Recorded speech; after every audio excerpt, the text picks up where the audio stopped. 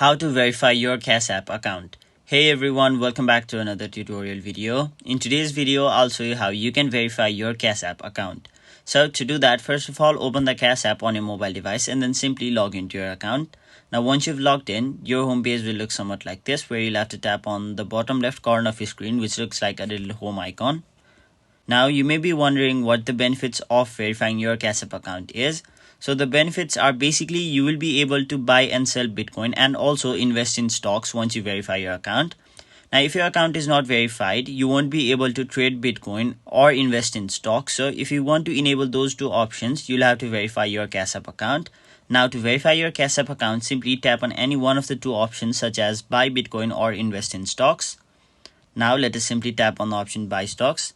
And we'll choose any one of these, as this really doesn't matter, as we are only here to verify our account and not actually buy the stocks. So as you can see, you'll have to first of all verify your identity before you can buy stocks. So we'll tap on the option continue.